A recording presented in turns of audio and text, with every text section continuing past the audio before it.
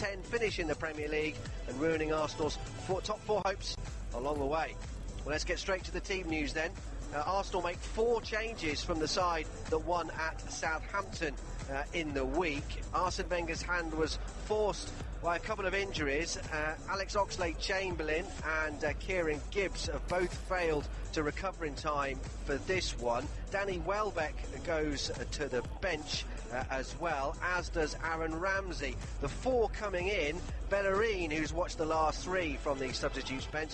Coquelin comes into midfield. Laurent Koscielny is back in this 3-man defence which they've now adopted for the last half a dozen games. He missed the Southampton win with a calf problem. And Olivier Giroud is rewarded for his goal off the bench at the Saints. He starts. Danny Welbeck is among the substitutes, as are Mohamed Elneny, David Ospina, the sub-keeper, Alex Iwobi, Theo Walcott, Aaron Ramsey, as I mentioned, and Gabriel. As for Stoke, just the one change from the side that drew 2-2 with Bournemouth in their last match, and it's a switch at left-back. Eric Peters, who's been there all season until the last couple of games, he's back. Marc Muniesa is on the bench. The substitutes alongside Muniesa for Stoke are Saido Berahino, Charlie Adam, Jonathan Walters, Peter Crouch, Ramadan Sobhi and their sub-keeper Lee Grant. So these 2 starting lineups for you are Petr Cech is the Arsenal goalkeeper. Their back 3, Holding, Koscielny and which is a start. Butland's the goalkeeper. Johnson, Shawcross, Martins, Indy and Peters at the back. Whelan and Cameron the holding midfielders. Arnautovic and Shaqiri in the wide positions, and Joe Allen alongside Mamadou up front. Noel Whelan, he is definitely here. I'm not naming not twice. Not twice. Well, if you look at the Stoke side, there's a Whelan in there as well. So I suppose that's true. Yeah, here twice. Noel, this is a huge game for Arsenal, of course. Top 4 for my money. It's too little, too late, isn't it? You would think so. But all they can do now is win what's in front of them, and today it's Stoke. It's a very winnable game here today, but they've got to be at their best. This back 3 as well. I'm always amazed every time teams play 3 at the back. It's always treated like it's something new, but it's been around for ages. They've now done it for the last half a dozen games. They've won 4 of the previous 5 in the Premier League when they've switched it to 3 at the back, so it has had an effect. Well, it has, and I think what it does do, it adds another midfield player to your ranks, a creative midfield player or defensive, whichever you want. But I think with Arsenal, they've really got to go for it today. It allows them to really saturate that midfield area, get the exciting players on it and the creative players, and get the bodies in the box. It's a very, very exciting side. Sanchez, Ozil, Giroud. There's so many players. Xhaka as well. He can come up with goals. It's a very attacking side. And they have to fancy it today, which at Stoke has not really happened too often for them. No, it hasn't. It's not been one of their best travelling grounds to go to, has it? I think mainly because Stoke were quite an aggressive side when they first came into the Premiership. No one really enjoyed going there. They knew what they were going to expect. It was going to be physical. There's going to be bodies flying into challenges. They're going to rough people up and psychologically get into the I think it's a different kind of Stoke now under Mark Hughes. They've gone for a bit more of a playing style, a bit more creativity there. A lot more exciting players, but they still keep that element of aggression. So Arsenal have got to match that. Let's hear from both the managers ahead of kick-off. One of each, I'm pleased to say, Mark Hughes of Stoke and the Gunners' boss, Arsene Wenger. It's a strange league this year. If you look at the group of teams that we're always competing against, then I think something like 5 or 6 teams could finish as high as 8th and as low as 18th. So that's how crazy the middle group of teams is and how close they are. So clearly we're one of those, and we still would like to think that we've got a chance to be 8th. Everything has to go for us. We have to win all the games, and all the fixtures have to be positive for us and negative for the other teams, but that's the reality. So it shows how close the league has been in that mid group. So still a lot to play for. Experience can help, but I believe that for us it's important to maintain a focus and intensity in every single game, because you play Saturday again, with Stoke, and we need another very strong performance there. We came to a difficult ground here today, and we go to another difficult one on Saturday. We just like to upset teams that maybe sometimes expect to win, and when you beat a side that's used to winning, sometimes you can have more of an effect, so that's more satisfying. So we'll do our best. Like I said, our record stands comparison to anybody against Arsenal, and it's our last home game. Our fans will be totally behind us, and the fact that it's Arsenal as well will add to the mix, so I'm really looking forward to it. I believe just we know we have to play to win the games, so let's keep the focus on the way we want to play, and the team is together and fights and is ready for it, and see how everybody recovers for Saturday, and see do I need to make some changes, does Koscielny come back or not, how bad is Chamberlain, because if he's not bad, would be quite welcome because he's fresh. Well, as we know, Koscielny is back. He's recovered from his calf strain. He's one of 4 changes made by Arsene Wenger from the win at Southampton. Coquelin, Bellerin and Giroud are also in the starting lineup. Oxlade-Chamberlain injured, as is Kieran Gibbs. Ramsey and Welbeck go to the bench. One change for Stoke from the Bournemouth 2-2 draw. Peters is back at left back. Muniesa goes to the bench. Arsenal have never really enjoyed playing Stoke City in the Potters. We know that, Noel. And recently, Arsenal haven't really enjoyed playing away from the Emirates Stadium, have they? They've turned up some fairly wretched performances over recent weeks. Yeah, they have. They've just gone through a little bit of a lull, which has allowed the teams above them to kind of creep away and make the qualification for the Champions League a little bit more difficult. But, a win today will go a long, long way to putting them back in it and putting the pressure on Liverpool and Manchester City. Yeah, Liverpool, of course, play tomorrow. And as it stands, the Reds in 4th, 70 points from 36 games. Arsenal do have a game in hand on them, but they're 4 points adrift at the moment. And Manchester City's win over Leicester City in the early kickoff has pushed them a little bit further away. So for the Gunners, it's got to be 3 to go. 3 wins. That has to be the bare minimum. They're up against Stoke City. That is on the way in 6 minutes' time. You're listening to Premier League Live with Talk Sport.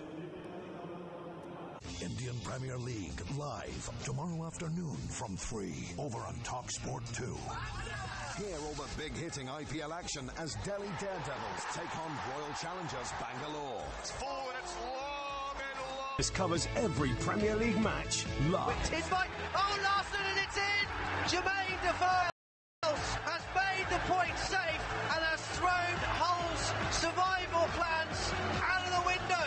Full commentary, pre and analysis and goals as they go in from every single Premier League match. To get the cross in, he can. It's a really good cross. And bundled over the line. Oh, it's scrubbed in. And Josh King scores again. He seems to be making a habit quite regularly of finding the back of the net. Hear goals as they go in from around the grounds during our featured commentary match. To the penalty area, looks as though it's too deep, but it's glanced on and glanced in by Sam Boats, who gets his second in the afternoon. It was a lovely delivery in the end from Brady. Foster came off his line but got nowhere near it. Every game is covered. Al Vardy looking for 3 for Leicester. On the edge for Albrighton, who shoots and scores. Watford left gaps at the back. Vardy laid it on a plate for Albrighton. Get involved in debates, ask in-game questions to our commentary team and get goal updates with @TalkSport Live on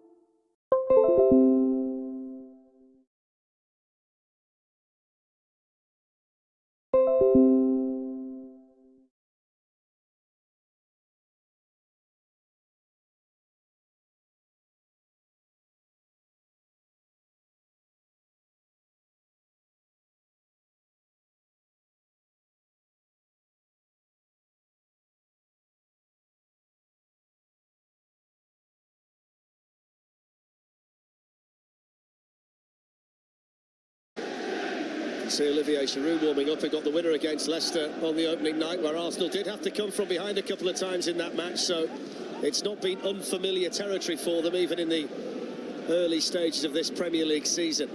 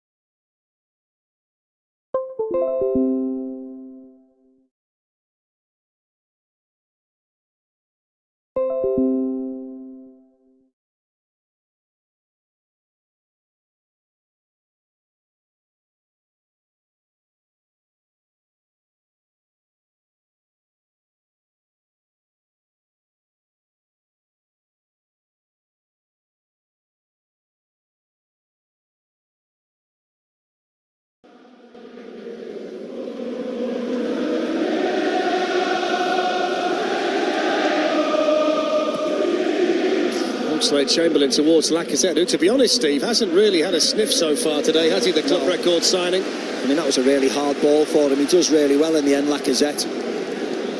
Wins them a throwing down there, just with his willing runner. Food for thought for the Arsenal manager. Yeah, much to ponder.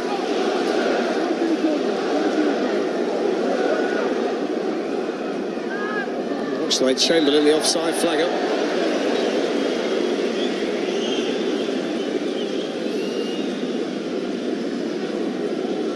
Yeah, this is the mistake by Xhaka. Loses the ball. It's a poor pass and then follows the pass and gets caught out. And as I said, this is Hesse. He doesn't have to do much, Flex. Just a simple ball to Berahino. Keeps running forward. Monreal just backs off him, doesn't he? Why doesn't he just follow him and mark him? It's so easy. Yeah, he did give the ball away, Xhaka, but there was still a lot for Stoke to do from there to the goal, which, when you see the replay and the succession of passes, was very straightforward for them.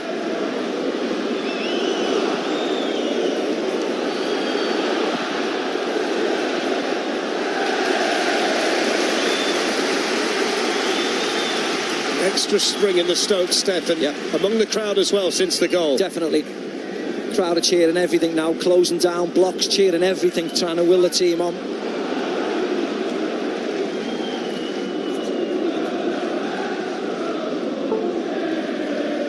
Well, the scores from earlier today at the bottom of the screen. That emphatic win at lunchtime for Manchester United.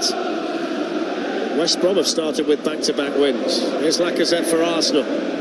Jeff Cameron in there for Stoke. Now Xhaka. 5-goal thriller at St Mary's between Southampton and West Ham, and all of those stories will be discussed by Jake and the boys on Premier League tonight after the game here. Oh yeah, that was a game, wasn't it? Sending-offs, should have been more sending-offs. A lot to talk about. Marko Arnautovic was at the centre of things, who left Stoke in the summer for West Ham. Here's Mustafi, and now Monreal.